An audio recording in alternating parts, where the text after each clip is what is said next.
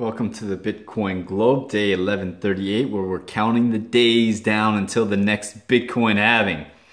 Spectacular morning. Because we're one day closer to the next Bitcoin halving. It doesn't matter what the price of Bitcoin is, whether we're up or down, we're not at an all-time new high for the first time in like, I don't know how many days. It's been a while since one of these videos hasn't been like an all-time high. Incredible. Some really exciting stuff going on in this space. This space is starting to develop. It's starting to, more intelligent people are starting to move into the Bitcoin space. There is just a lot of room for this community to grow and develop and become something special and add a lot of value to the fabrics of this system we were born into. Let's update this system from the Bronze Age to the information age. We need to update everything very quickly. Let's get on it. Bitcoin is our key to that reality.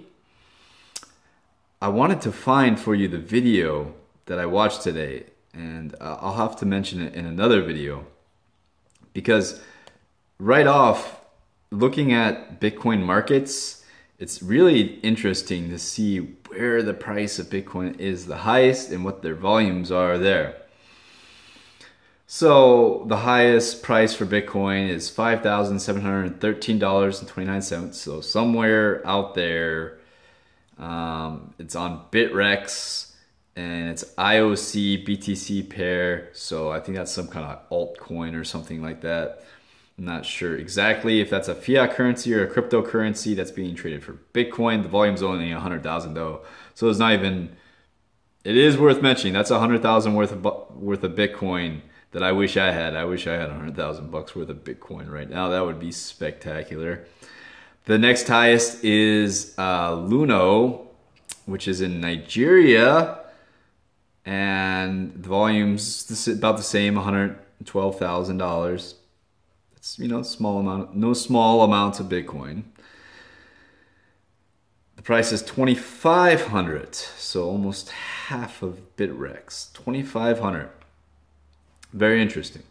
Livecoin, CRB, BTC, 100,000 volume, price is 2,000. Bitcoin to you, BTC BRL, it's 500,000, so that's a big jump, and the price is 2,041. And then you get into the big ones here in Korea. So the combined volume of all these exchanges in Korea is 30, 50, 60. I'm rounding it up to about $60 million worth of Bitcoin volume in Korea. And the price is basically over $2,000 on all these exchanges.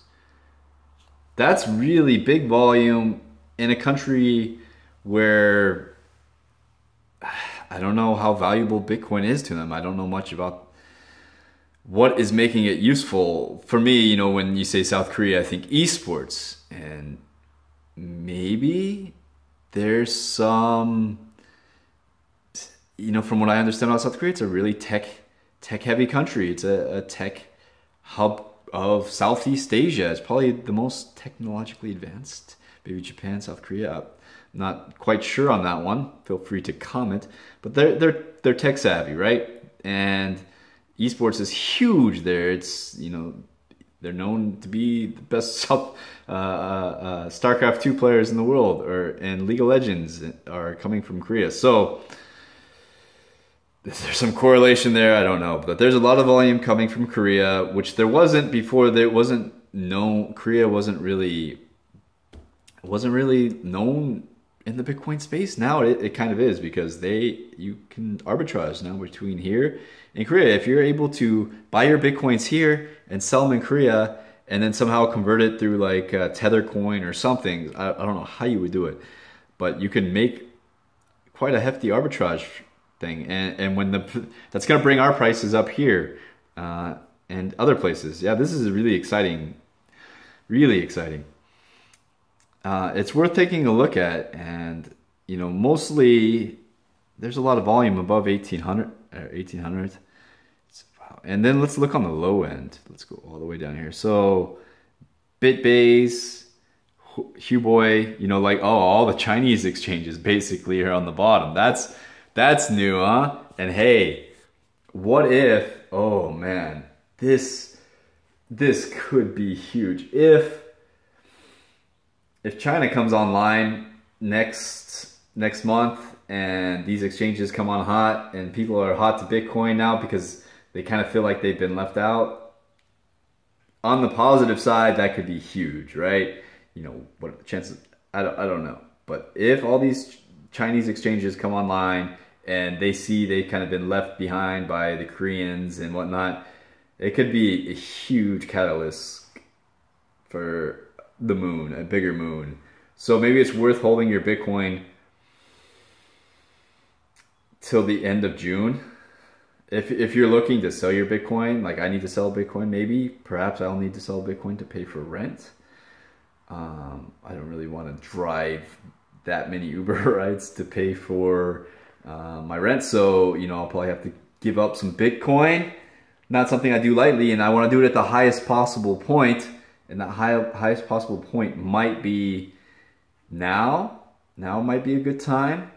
Or at the end of June. Like at the end of June, watch to see if these Chinese exchanges come online and if there's any update on the ETF. If we hear like an update on the ETF and these Chinese exchanges coming online, I don't think it could make the price go down. It would be hard, you know, especially if the scaling and everything continues to progress in the way it is and altcoins keep Bitcoin honest. I really appreciate that altcoins are doing that. They have kept Bitcoin honest, and they will keep Bitcoin honest. It's a great thing, a great feature to have, is these altcoins.